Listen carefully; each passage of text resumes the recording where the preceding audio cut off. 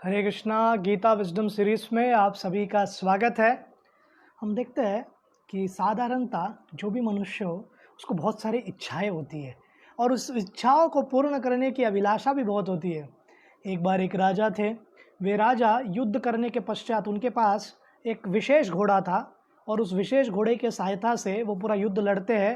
परंतु युद्ध समाप्त होने के बाद अंत होने के बाद राजा विजयी होते हैं, बहुत सारे सैनिक मारे जाते हैं।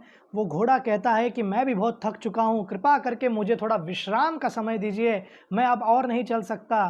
तो राजन पैदल ही चल रहे थे तो एक साधु उनके समक्ष आते हैं और साधु उनके समक्ष आने के बाद उनको कहते हैं, देखिए राजन, आपके लिए एक मेरे पास जादुई घोड़ा है। अगर आप इसको बोलोगे धन्यवाद तो ये दौड़ते ही जाएगा, रुकेगा नहीं किधर और तेजी बढ़ाते रहेगा। और अगर आप उनको कह दो कि मेरी रक्षा करो तो वो रुक जाएगा। तो राजा जोश में आ जाते हैं, इच्छाएं बढ़ जाती है, उनकी आकांक्षाएं बढ़ जाती है। देखिए, व्यक्ति का लोभ बहुत ही अनोखा होता है। जब परिस्थिति में कुछ भी मिलने नहीं वाला था तो हाथ जोड़कर हम प्रयत्न करते कि कुछ मिल जाए, परंतु जब कुछ मिल जाता है तो उस वस्तु को छोड़ने के लिए हम तैयार नहीं रहते हैं। दौड़ते हुए तेजी तेजी करते गया घोड़ा, दौड़ते गया और पहाड़ के चट्टान के एकदम एंड पॉइंट तक आ गए और नीचे खाई थी बहुत बड़ी। तो उनको स्मरण नहीं आ रहा था क्या करना है, 100 मीटर बचा है। वो सोच रहे और आप समझ रहे हैं ना घोड़े का स्पीड क्या होगा। मेरे ख्याल से 6 सेकंड 7 सेकंड में ही घोड़ा 100 मीटर कवर करता रहेगा आराम से। तो उतने ही विचार करना है तो तुरंत कहाँ से, तो परमात्मा के कृपा से वो कहते, मुझे मेरी रक्षा कीजिए। तो घोड़ा 1-2 फुट दूरी पे ही दोनों पाँव आगे के ऊपर करते हुए, जोर से आवाज करते हुए, पाँव को नीचे रखते हुए ब्रेक दबा देता है। तो क्योंकि ऐसे परिस्थिति में उसकी सहायता हुई, इसलिए स्वाभाविक रूप से वो कहते हैं, हे भगवान धन्यवाद। आगे क्या हुआ आपको बताने की आवश्यकता नहीं है, हम सब बुद्धिमान हैं। तो ये देखने का बात बहुत ही सुंदर यहाँ पर विवेक हम ले सकते हैं, सीख सकते हैं कि किस प्रकार से इच्छाओं का कोई अंत नहीं है। डिज़ायर्स आते ही रहेंगे, उसको कंट्रोल कैसे करना है, उसको मैनेज कैसे करना है, और ख़ास करके गीता के माध्यम से हम सीखने का प्रयास करेंगे। अब हम जो चौथा प्रश्न था पूर्ण पुरुषोत्तम भगवान श्री कृष्ण को पूछा जाता है, व्रजेत किम। ये जो स्थित प्रज्ञ है, इंद्रियों के जो भोग है उस वस्तु को आने के बाद इंद्रियों पे संयम कैसे लाते हैं, उनको कंट्रोल कैसे करते हैं अपनी इच्छाओं को, ये बताइए। तो 54 to 72 बहुत ही फैसिनेटिंग सेक्शन है दूसरे अध्याय का, बहुत प्रैक्टिकल सॉल्यूशंस है। और ये सब श्लोक हमको प्रयत्न करना चाहिए कि हम पढ़ने चाहिए, इस पर मनन करने चाहिए, क्योंकि प्रैक्टिकल सॉल्यूशन देता है एक साधक को कि अपने जीवन में कैसे करना है, खास करके इंद्रियों पर संयम लाना है। तो शिल प्रभुपाद बतलाते हैं कि किस प्रकार से पूर्ण पुरुषोत्तम भगवान श्री कृष्ण 69वें श्लोक में मेटाफरिकली काव्य के माध्यम से वो बतलाएंगे कि किस प्रकार से भौतिकवादी लोग और आध्यात्मिकवादी लोग। तो शिल प्रभुपाद बतलाते हैं कि बुद्धिमान भौतिकवादी कहते हैं। तो बहुत बार शिल प्रभुपाद के तात्पर्यों में आपको फूल्स एंड रास्कल्स ये सब सुनने को मिलेगा। तो इसको समझने का प्रयत्न कीजिए। शिल प्रभुपाद जो भी आविष्कार किया है, जितने भी तत्वज्ञानी हैं, जितने भी इंजीनियर्स है या जितने भी साइंटिस्ट हैं, उनका तिरस्कार नहीं करते, परंतु वो सब ज्ञान का अगर अल्टीमेट यूटिलिटी प्रिंसिपल ना हो, आध्यात्मिक मार्ग के और बड़े नहीं, तो उन व्यक्तियों को फूल्स एंड रास्कल्स कहने का प्रयत्न करते हैं। मतलब क्या, मूर्ख और अप्रामाणिक। रास्कल शब्द का ट्रेडिशनल इंग्लिश लैंग्वेज में ट्रांसलेशन है अप्रामाणिक। अभी उसको कुछ गाली के रूप में यूज करते होंगे कुछ फिल्म स्टार लोगों के कारण, परंतु साधारणतः उसका अर्थ है प्रामाणिक नहीं है व्यक्ति, डिसऑनेस्ट है। तो उस प्रकार से शिल प्रभुपाद कह रहे हैं कि स्वयं के प्रति वो प्रामाणिक नहीं हो रहे हैं, उनको लग रहा है कि भौतिक विकास करने से हम सुखी रहेंगे। तो ये 2 प्रकार के लोगों के बारे में कृष्ण बतलाते हैं 69 श्लोक में। या निशा सर्वभूतानां तस्यां जागृति संयमी, यस्यां जागृति भूतानि सा निशा पश्यतो मुनि। वो कहते हैं जब सब जीवों का रात्रि है, वो आत्मचिंतन करने वाले या आत्म संयमी लोगों के लिए वो जागने का समय है, और जो समस्त जीवों का जागने का समय है तो ये आत्मनिरीक्षक लोगों के रात्रि है। तो इसका अर्थ क्या है? क्या यहाँ पर कृष्ण ये बतलाने का प्रयत्न कर रहे हैं कि एक ही समय पे डे एंड नाइट कैसे हो सकता है? अगर दिन है तो दिन है, रात है तो रात है, लिटरल सेंस में नहीं है। ये भी नहीं है कि यहाँ पर अभी संध्या हो रही तो अमेरिका में सुबह हो रहा है तो अमेरिका और इंडिया के टाइम जोन्स को कंपेयर किया जा रहा है, ऐसा भी नहीं है। मुख्यतः हमको क्या समझने की आवश्यकता है, दो तत्व को और फिलॉसफी को समझाया जा रहा है। यहाँ पर जो चेतना है उस पर चर्चा है, और ये बतला रहे हैं कि रात्रि मतलब जहाँ पर कोई कार्य न करे। साधारणतः रात को कोई काम नहीं करता है, पर मुंबई जैसा शहर, न्यूयॉर्क जैसा शहर, टोक्यो जैसा शहर कभी सोता ही नहीं। तो ये उदाहरण भी पल्ले पड़ेगा कि नहीं आधुनिक लोगों के, ये बहुत मुश्किल है, क्योंकि नाइट जॉब्स करते हैं लोग, तब उनको कैसे पता है कि इनएक्टिविटी। तो साधारणतः रात्रि के समय लोग विश्राम करते हैं। तो इनएक्टिविटी मतलब रात्रि, और एक्टिविटी मतलब दिन, मतलब जिसके लिए आपको करने की इच्छा हो, इंक्लिनेशन हो, और दिन के तुलना की गई है। और रात्रि माने आपकी इंटरेस्ट नहीं है, आप आराम करना चाहते हो।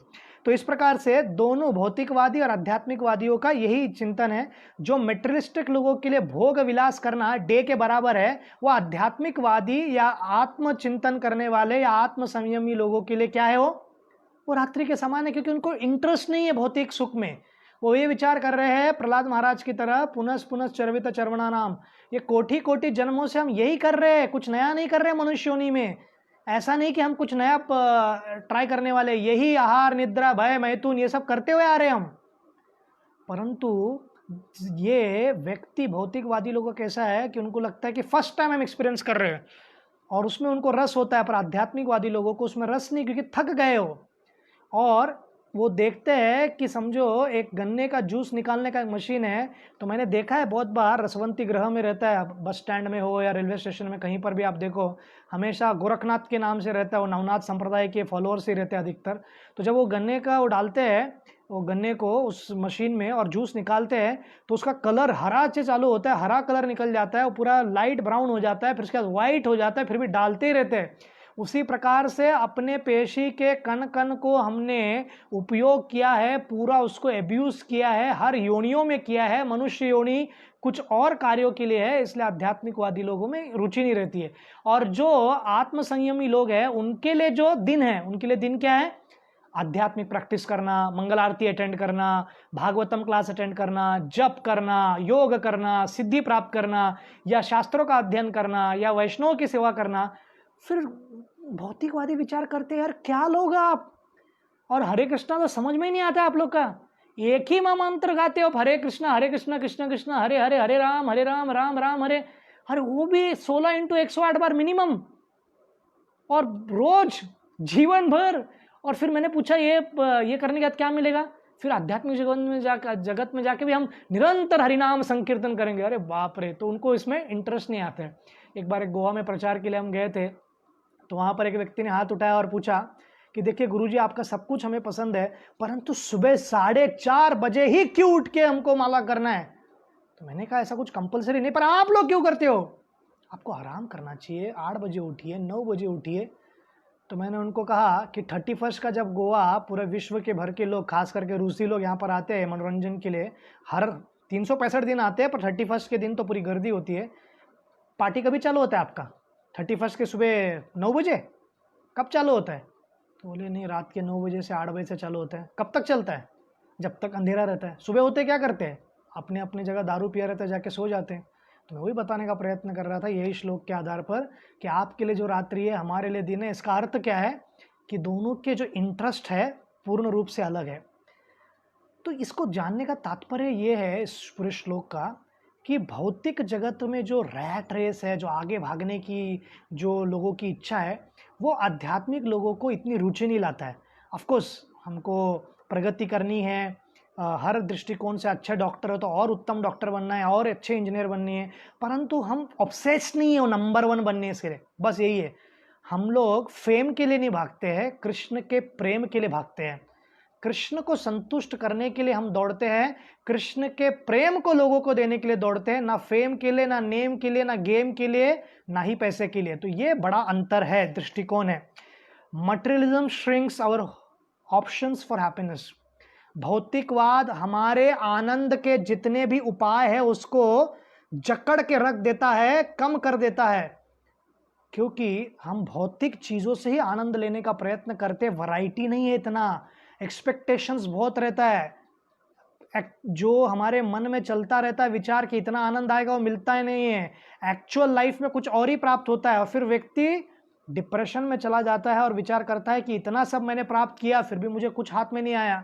बहुत सारे बड़े बड़े बिजनेसमैन लोगों को अगर आप देखोगे, वो सब धन से इकट्ठा करते हैं, परंतु बाद में उनको पता चलता है, एटलीस्ट जीवन के एंड में, जब वो बिल्कुल कुछ एक्टिविटी नहीं कर सकते, कि ये सब चैरिटी में दे दो। जितने भी फाउंडेशन है जगत भर के, फोर्ड के हो या बिल गेट्स का हो या मुकेश अंबानी का हो या टाटा का, बहुत प्रसिद्ध है टाटा, बहुत सोशल सर्विस करते हैं। तो ये क्यों करते हैं? क्योंकि उनको पता है कि केवल धन इकट्ठा करके कुछ प्राप्त नहीं कर सकते, हमको बांटने की आवश्यकता है। तो इसलिए हर एक व्यक्ति को स्पिरिचुअल एंगल एक्सप्लोर करने की आवश्यकता है, आध्यात्मिक दृष्टिकोण से आनंद लेने का प्रयत्न करना है। हर एक व्यक्ति एक ही दृष्टिकोण से अगर भोग विलास करने का प्रयत्न करेगा, शारीरिक स्तर पर और मनोरंजन के स्तर पर, उसका कोई सीमा है। हमारे बहुत पहले सह्याद्री लोग रेडियो सुनते तो बहुत लोग आनंद लेते थे, फिर रेडियो का दिन चला गया, फिर व्यक्ति टेलीविजन आया, ब्लैक एंड व्हाइट का ऐसा गोल गोल घुमाते थे, 2 चैनल आ गया तो भी खुश रहते थे, फिर उसके बाद कलर टीवी आ गया, फिर चैनल्स आने लग गए, फिर उसके बाद डिजिटल टीवी आ गया, फिर लोगों को ऐसा लगता है कि समझो व्यक्ति देख रहा है 21 इंच का, फिर 28 इंच का, फिर 30 इंच का, फिर होम थिएटर, क्या क्या नहीं करते लोग। पर ये सब प्राप्त करने के बाद भी वो टीवी का ज़माना भी चला गया, वो थिएटर का ज़माना भी चला गया। हर एक फिल्म अभी नेटफ्लिक्स में रिलीज़ होता है या ऑनलाइन रिलीज़ होता है और अमेजोन रिलीज़ करता है, फिर आप देखो घर बैठ के, फिर नेट के माध्यम से दे रहे हैं। तो हर दृष्टिकोण से अगर आप देखोगे, आनंद की एक लिमिटेशन है और पूर्ण प्रकार से हम निरंतर वही नहीं कर सकते, क्योंकि उसमें स्टेलनेस आता है, बासी हो जाता है। क्रिकेट एक ज़माने में खेला जाता था, तो जब तक रिजल्ट नहीं आएगा, 150 साल पहले की बात है, 125-150 साल, जब तक रिजल्ट नहीं आता है तब तक खेलते रहो। तो कुछ कुछ मैच 13 दिन चलते थे। ऐसा कौन खेल सकता है जिसके पास बहुत टाइम है, कुछ काम ही नहीं है। फिर उन्होंने 5 दिन का कर दिया। फिर उसके बाद उन्होंने एक दिन इंग्लैंड ऑस्ट्रेलिया में मैच हो गया और 4 दिन बारिश गिर गया, तो उन्होंने सोचा कि वनडे खेलते हैं। 1972 में हुआ पहला, फिर 75 में पहला वर्ल्ड कप खेला गया इंग्लैंड में, क्योंकि इंग्लैंड में दिन बढ़ा है तो 60 ओवर का खेला गया। 87 में जब भारत में लाया गया तो दिन जो सूर्यास्त होता है जल्दी होता है, तो इसलिए उन्होंने 50 ओवर का कर दिया 87 से। फिर उसके बाद उन्होंने कहा 92 में हम क्या करते हैं, थोड़ा रंगीन करते हैं, कलर कपड़े लाते हैं, बॉल को वाइट करते हैं, डे नाइट खेलते हैं, थोड़ा रोमांच लाते हैं, थोड़े लोग को नचाते हैं, थोड़ा दारू डिस्ट्रीब्यूशन करते हैं, तो इस प्रकार से अलग रोमांच लेते हैं। फिर उसके बाद वो लोग ऐसे खेलते रहे, पर बाद में उन्होंने फिर 2007 में T20 वर्ल्ड कप लाया। फिर T20 में भी उन्होंने कुछ लोगों को चीयर, लोगों को नचाने के लिए रख दिया। फिर उस पर उन्होंने फिर स्टेक होल्डर्स लाए। फिर IPL इन्वेंट हुआ। IPL मतलब बॉलीवुड और क्रिकेट का शुभ कहो या जो भी कहो विवाह, और इसके साथ दोनों का पैसा इकट्ठा करके ग्लैमर और क्रिकेट की दुनिया को इकट्ठा करो और बिजनेसमैन का पैसा डालो और लोगों को मूर्ख बनाओ, बैठाए रखो टीवी के सामने दिन भर। तो इस प्रकार से, और फिर हमको मालूम पड़ता है पूरा IPL सीजन होने के बाद अरे मैच फिक्स था। फिर व्यक्ति फिर कहता है यार इतना सब दुखी क्यों है। तो इसलिए हम विचार करेंगे कि इंद्रियों को अगर कंट्रोल ही करना है तो सुख कैसे प्राप्त करेंगे। कुछ तो सुख चाहिए ना, कुछ तो फ्रीडम दो। हमारा डेफिनेशन बदलने की आवश्यकता है। जैसे 4 नियम इस प्रकार से है इस्कॉन में कि समझो 4 दीवार है, तो कम से कम खिड़की खुला रखो, कि ऐसा अपेक्षा रखता है हर एक व्यक्ति। परंतु हमको ये समझना है कि मटेरियलिज्म हैप्पीनेस को सुपर इम्पोज नहीं करना है स्पिरिचुअल हैप्पीनेस के टर्म्स में। सुख है जब व्यक्ति कृष्ण पर निर्भर होकर, भारत में एक बहुत बड़ा मूवमेंट चल रहा है आत्मनिर्भर भारत, तो आत्मनिर्भर रियली अगर स्पिरिचुअली आत्मनिर्भर अगर हम होंगे, कृष्ण पर निर्भर होंगे और हमारी आध्यात्मिक पोटेंसी पर निर्भर होंगे, तो हम निश्चित रूप से वो आनंद को अनुभव करेंगे। तो एक्सटर्नल चीज़ों की आवश्यकता नहीं पड़ेगी। तो इसलिए हमको ये समझने की आवश्यकता है कि डेफिनेशन अलग है। भौतिक आनंद का डेफिनेशन अलग है, आध्यात्मिक आनंद का डेफिनेशन अलग है। दोनों डेफिनेशन को एक दूसरे के रेल्म में लाएंगे तो हमको कन्फ्यूजन निश्चित होगा और हमारा हायर लेवल ऑफ हैप्पीनेस है, क्योंकि हम शारीरिक स्तर पर प्रयत्न नहीं कर रहे हैं, आध्यात्मिक स्तर पर आनंद लेने का प्रयत्न कर रहे हैं और बांटने का भी प्रयत्न कर रहे हैं।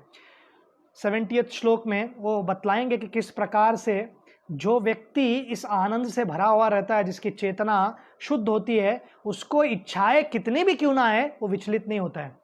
अपूर्यमानम अचल प्रतिष्ठम समुद्रमा प्रविशन्ति यद्वत् तद्वत् कामयं प्रविशन्ति सर्वे स शांतिमाप्नोति न काम कामी।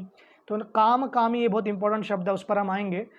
वो बता रहे कि अपूर्यमानम अचल प्रतिष्ठम, जो पुरुष समुद्र में निरंतर प्रवेश करते रहने वाली नदियों के समान इच्छाएं जैसे जिस व्यक्ति में आती रहती, फिर भी उस व्यक्ति को फर्क नहीं पड़ता है और वो व्यक्ति स्थिर रहता है, वो शांति प्राप्त कर सकता है। वो व्यक्ति नहीं जो अस्थिर हो जाए।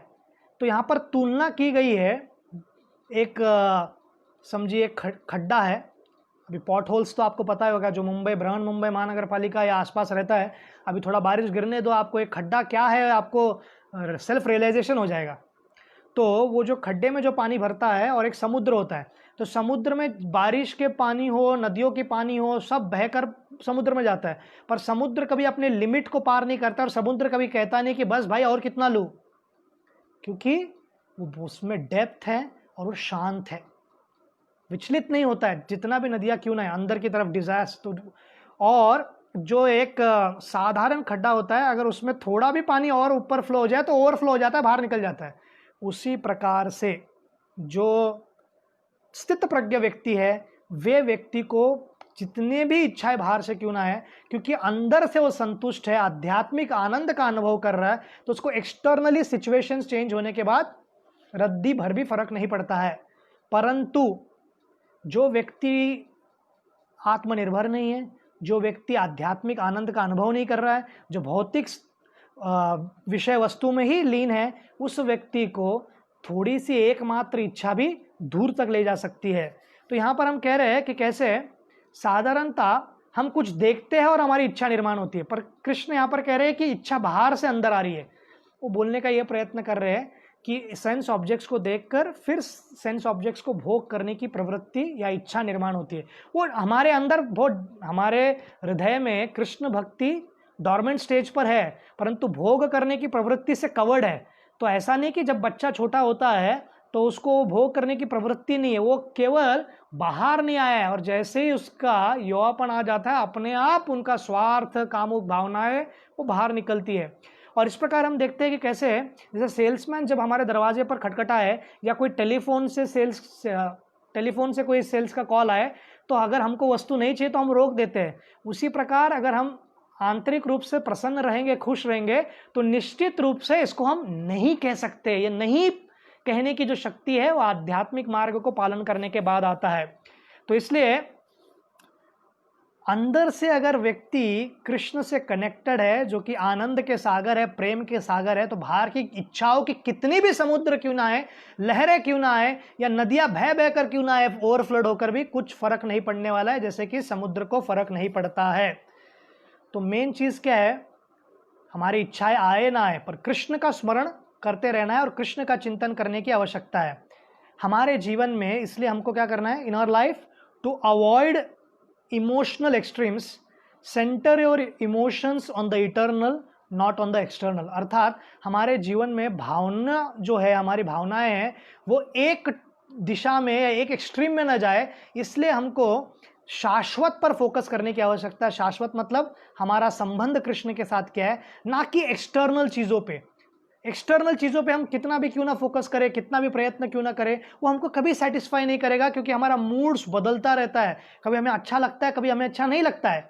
तो और इस प्रकार हम कार्य करने का प्रयत्न करते हैं और मूड स्विंग चलता रहता है। तो मूड स्विंगर्स लोग जो है वो पड़ल की तरह है, उस खड्डे के पानी की तरह है, जो भरकर ओवरफ्लो होकर बहने लगता है। तो हम जब इमोशन से ओवरफ्लो हो जाते हैं तो फिर नियंत्रण नहीं कर पाते, नेत्रों से अश्रु आता है और एक्सट्रीम हम डिसीजन भी ले सकते हैं, जहाँ की हम स्वयं का अंत करने के लिए भी तैयार हो जाते हैं। यहाँ पर प्रहलाद महाराज का उदाहरण दिया गया कि प्रहलाद महाराज इतने सारे उस दानवों के बीच पले बड़े, पर भगवान श्री कृष्ण के भक्त रहे, इतनी पीड़ा उनको पहुंचाने का प्रयत्न किए। हिरण्यकशिपु ने हर प्रकार का प्रलोभन, हर प्रकार का भय, अभी प्रलोभन एक स्तर पर है, परंतु सब लोग कोरोना की चर्चा इसलिए नहीं कर रहे कि वो बहुत अच्छा जीवात्मा है, कुछ कर रहा है, वो इसलिए चर्चा कर रहे हैं क्योंकि उनको तकलीफ हो रहा है, लोग मर रहे हैं, लोग बीमार पड़ रहे हैं, तो इसलिए चर्चा हो रही है। उसी प्रकार हिरण्यकशिपु मारने का प्रयत्न करते थे, फिर भी प्रहलाद महाराज ने, नरसिंह देव ने जब पूछा उनको कि आपको क्या इच्छा है, कुछ मांगिए, तो उन्होंने कोई इच्छा नहीं, मेरा कोई डिजायर्स नहीं, मेरा कोई डिजायर्स नहीं। अरे नरसिंह देव ने पूछा, कहा अरे मैं वरदान देने के लिए प्रसिद्ध हूँ, देवता लोग प्रकट हुए तो वरदान देते हैं, मैं देवताओं का देवता हूँ, कृपा करके कुछ मांग लो भाई। तो वो कहते हैं कि मेरे पिताजी को मुक्ति दो। तो ये है भक्त के लक्षण। इतना ही नहीं, जितने भी जीवात्मा इस ब्रह्मांड में है, सबके पाप मुझे दे दिए तो भी चलेगा, परंतु सबको मुक्त कर दो। तो ये भावना, ये स्तर, ये विचार है किनका, पूर्ण पुरुषोत्तम भगवान श्री कृष्ण के अनन्य भक्त प्रहलाद महाराज का। उनका एज कितना था, 5 वर्ष। 5 वर्ष में अगर ये मेच्योरिटी आ सकती है, तो हम सब लोग भी अगर ठीक प्रकार से आध्यात्मिक मार्ग का पालन करेंगे तो निश्चित रूप से उस स्तर पर आ सकते हैं। 71 श्लोक में अब वो बतलाएंगे कि कैसे पूर्ण पुरुषोत्तम भगवान श्री कृष्ण की ये इस इंद्रियों के जो प्रति जो आकर्षण, इंद्रियों का जो आकर्षण है इच्छाओं, अनेक अनेक इच्छाओं के प्रति, उस पे कैसे संयम लाया जाए। विहाय कामान ही सर्वान पुमां चरति निष्प्रह निर्ममो निरंकार स शांतिम अधिगच्छति। वो कहते हैं कि जिस व्यक्ति ने इंद्र तृप्ति के समय इच्छाओं का परित्याग कर दिया, विहाय कामान ही सर्वान, सब परित्याग कर दिया, पुमां चरति निष्प्रह, वो कह रहे हैं कि जिसको कोई इच्छा नहीं है। चरति ये शब्द क्यों है? क्योंकि किम व्रजेत का उत्तर देने के लिए यहाँ पर 70 श्लोक में क्या हुआ था, आंतरिक भावना के स्तर पर वो बता रहे थे कि कैसे हमको नियंत्रण करना है। एक्सटर्नली जब हम घूम रहे हैं, इंद्रियों भोग के संपर्क में आ रहे हैं, तो हमारा रिएक्शन क्या होगा ये बतला रहे हैं। और फिर वो कह रहे हैं कि निर्ममो निरहंकार, जो आसक्ति है और अहंकार है उसको त्याग करके व्यक्ति, वही व्यक्ति स शांतिम अधिगच्छति, वो व्यक्ति वास्तविक शांति को प्राप्त कर सकता है। हमारे जीवन का मुख्य ध्येय है। और दो प्रकार के लोग या दो प्रकार की शांति है, एक है मानसिक शांति, एक है हृदय की शांति। मानसिक शांति मतलब कुछ विपदा नहीं चाहिए, कुछ समस्या नहीं है तो हम खुश रहते हैं, नो प्रॉब्लम्स। कोरोना चला गया तो पूरे जिला के लोग खुश, 31 जुलाई तक बढ़ा दिया लॉकडाउन, हमको और टेंशन, मतलब और बढ़ने वाला है, और समस्या, और जॉब्स के इश्यूज, तो ये मानसिक शांति निकल गई। हृदय का शांति मतलब हृदय का शांति केवल प्रेम से सेटिस्फाई हो सकता है, और शाश्वत प्रेम केवल पूर्ण पुरुषोत्तम भगवान श्री कृष्ण हमको दे सकते हैं, जो निष्कपट भाव से है, जिसमें कोई मलिनता नहीं है। इस जगत में कितना भी हम क्यों ना प्रयास करें, ऑफकोर्स जो जेन्युइन है वो जेन्युइन अपने दृष्टिकोण से अच्छा ही प्रेम करेगा अगर वो जेन्युइन है, परंतु फिर भी वो कितना भी प्रयत्न करे, उसकी शरीर लिमिटेड है, उसके रिसोर्सेस लिमिटेड है, लाइफ लिमिटेड है। कितना भी हम गाना क्यों ना गाए बॉलीवुड के कि हम साथ ही साथ रहेंगे इतने जन्मों जन्म, वो हमारे हाथ में नहीं है। अनलेस एंड अनटिल अगर महाभारत की स्टोरीज की तरह जो द्रौपदी के प्रीवियस लाइफ में जो उनके माता पिता थे और उनका जो प्रेम था उनके प्रति, नल और दमयंती का एक स्टोरी बताया जाता है और उसमें बतलाते हैं कि कैसे वो, और एक सावित्री देवी का भी एक स्टोरी बताया जाता है कि कैसे पतिव्रता थी और यमराज के पास चली गई अपने पति के प्राण को बचाने के लिए। तो इतने अगर पावरफुल कोई है माता या कोई प्रभु तो फिर हो सकता है, अन्यथा बहुत डिफिकल्ट है।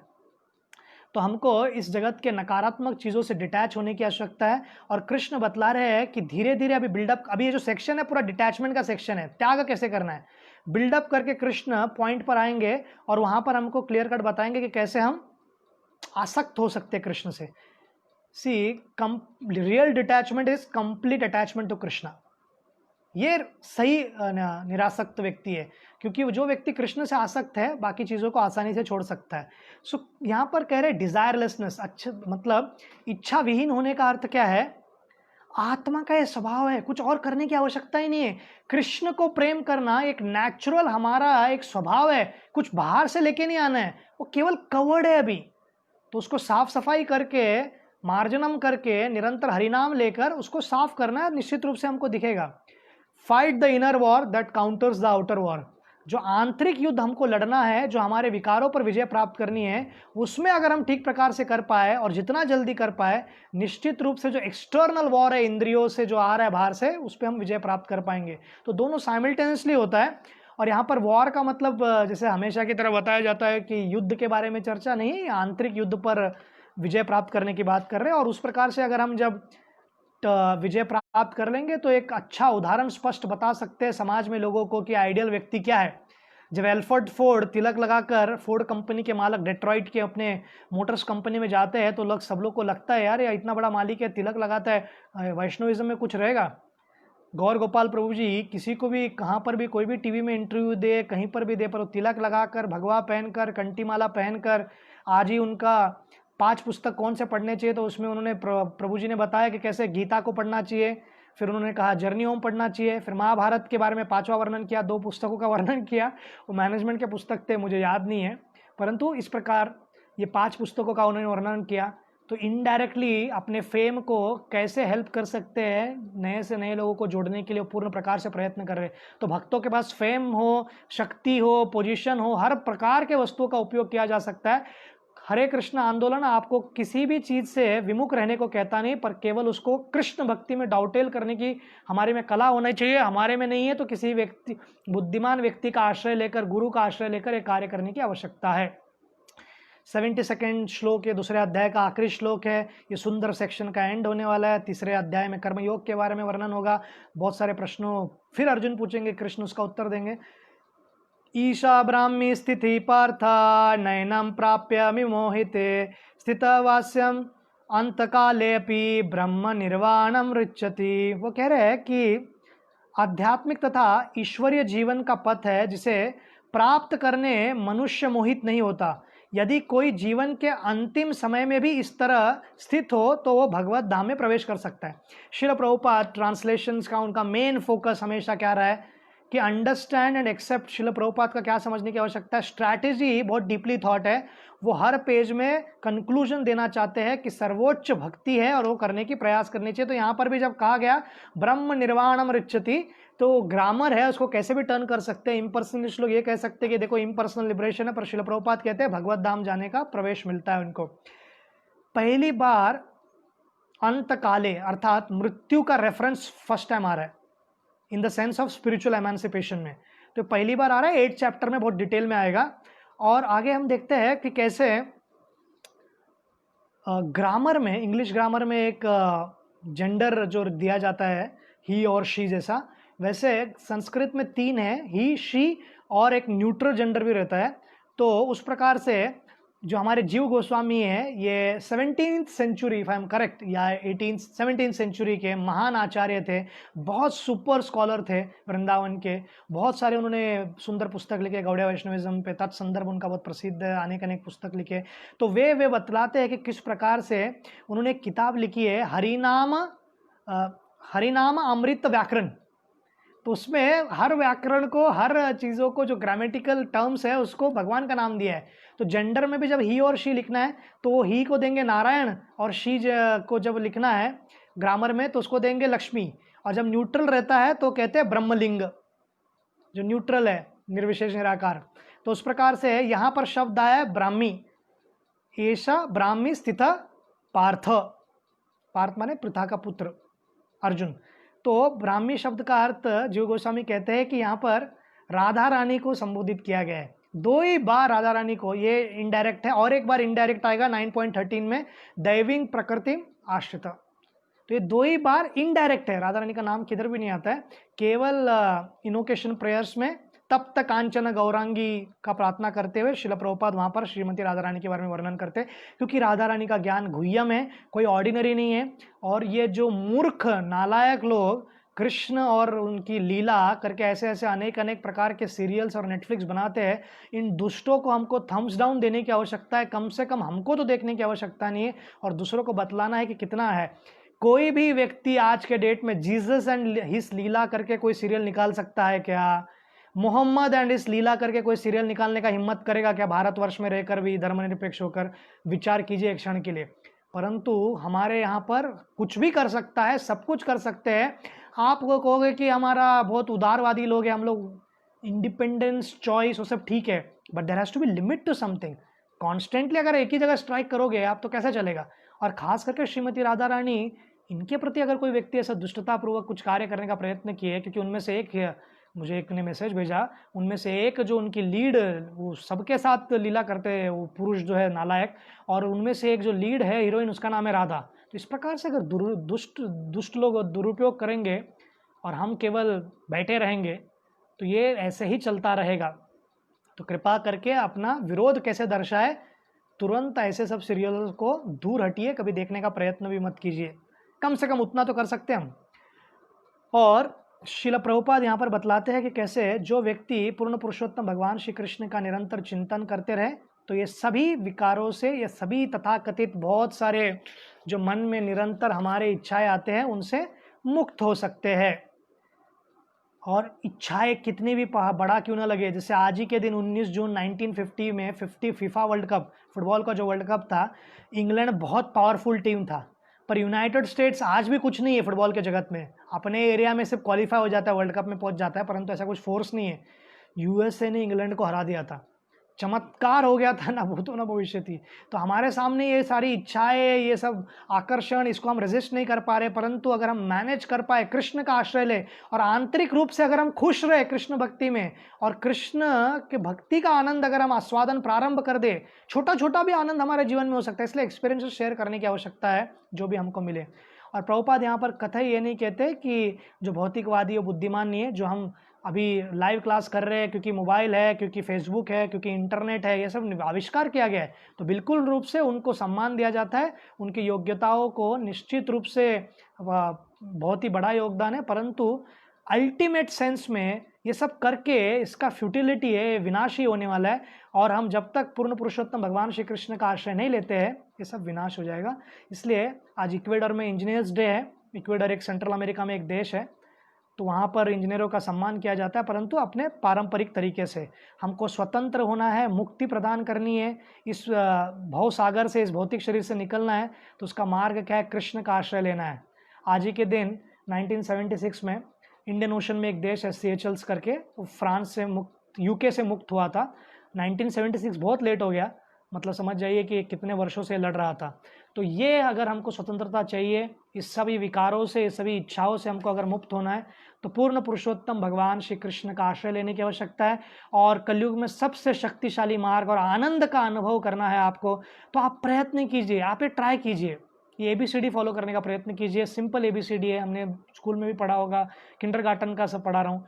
A फॉर एसोसिएशन, संग लीजिए भक्तों का, अच्छा भक्तों का संग लीजिए जो डेडिकेटेड है, जो सिंसियरली आपको मदद करना चाहते हैं। भक्त सभी अच्छे हैं, but those who are willing to help you. बी बुक्स, शिला प्रभुपाद के बुक्स पढ़ने का प्रयत्न कीजिए। फिर उसके बाद C माने चैंटिंग, जप का आश्रय लीजिए। और जपा जब हम करेंगे, कीर्तन हम जब करेंगे और कीर्तन हम सब जब सुनेंगे, तो आनंद का अनुभव होगा। बड़े बड़े जितने भी रईस लोग हैं दक्षिण मुंबई के, जब भी गौर गोपाल प्रभु जी उनके लिए कीर्तन करते हैं या उनको लिए लाइव करते हैं, तो कीर्तन में इतने मग्न होते हैं कि एक एक घंटा वो कहते हैं कीर्तन ही करो प्रभु जी, टॉक नहीं दिया तो भी चलेगा, कीर्तन करो। तो कीर्तन बहुत आनंद देता है, ये प्रयत्न कीजिए आप। फिर D है डाइट, और ये हर एक व्यक्ति को फॉलो करने की आवश्यकता है। कोरोना जैसी परिस्थिति निरंतर इस जगत में चलती रहेगी, जब तक हम निष्पाप प्राणियों को मारते रहेंगे केवल हमारी जीवा के रुचि के लिए। मेरे टंग के लिए अच्छा लगता है इसलिए मैं प्राणियों को काट कर खा सकता हूँ, ये बहुत ही नेव अंडरस्टैंडिंग है, बहुत ही छोटा और नैरो माइंडेड अंडरस्टैंडिंग है। हमको प्रयत्न करना चाहिए कि जितना हम ये छोड़ सके उतना प्रयत्न करना चाहिए, एटलीस्ट कम तो करने का प्रयत्न करना चाहिए मांसाहार, या ये नहीं तो कम से कम ऐसे प्राणियों को तो मत खाओ कि जो ट्रेडिशनली कभी खाए नहीं गए। अरे आपके पास चिकन्स है, आपके पास बकरी है, ये सब है, वो सब छोड़ के आपको क्या क्या खाना है? कम से कम वो बेचारे बैट को तो छोड़ दो। बैट को वो जो 69 श्लोक है वो भी कहता रहेगा कि ये चाइनीज लोग को या नीश सर्वभूतानी भी नहीं समझ में आता है। जो रात्रि है मेरे लिए उनके लिए दिन है, दिन है जो मेरे लिए उनके लिए रात्रि है, पर ये तो मुझको भी नहीं छोड़ते हैं। तो इतने भयंकर प्रजाति इस जगत में है। आपको राक्षसों का वर्णन कभी सुनने को मिलता नहीं रहेगा, परंतु आप कुछ देशों में चले जाओगे, दक्षिण कोरिया के यहाँ पर बहुत सारे एम्ब्रियो के रेस्टोरेंट्स हैं, जो बच्चों को डाइवोर्स किया जाता है, उस योनि को गिराया जाता है, उसको काट कर डेलिकेसी बनाया जाता है, और वो रेस्टोरेंट बहुत जोरदार चलता है दक्षिण कोरिया में और चीन में और पता नहीं कहाँ कहाँ राक्षसों के योनियों में। तो केवल भौतिक प्रगति देखो मत, वो लोग कितने अच्छे हैं, कितना टेक्नोलॉजी है, ट्रेन इतना 1 सेकंड भी लेट नहीं होता है, हम आध्यात्मिक कर कर क्या कर लेंगे। एक इंटरनेशनल पुलिस डिपार्टमेंट है जिसके कमिश्नर ऑफ पुलिस है यमराज, वो सब नोटिस कर रहे हैं, चित्रगुप्त उनके असिस्टेंट है और पूरा मेंटेनेंस अच्छी तरह रख रहे हैं, और उनका सॉफ्टवेयर कभी करप्ट नहीं होता है, सिस्टमैटिकली हर एक व्यक्ति का मेंटेन रखा जा रहा है। अभी तो केवल चालू हुआ है कर्मा रिटर्न में, आगे आगे देखिए होता है क्या। तो इसलिए व्यक्ति का कर्मा अच्छा नहीं रहेगा तो निश्चित रूप से ये होगा, कर्मा कैसे होना चाहिए और क्या होना चाहिए ये जानने के लिए 3रा अध्याय ध्यानपूर्वक सुनने का प्रयत्न कीजिए। आप सबसे तब मिलेंगे। आप सभी का बहुत बहुत धन्यवाद। हरे कृष्णा।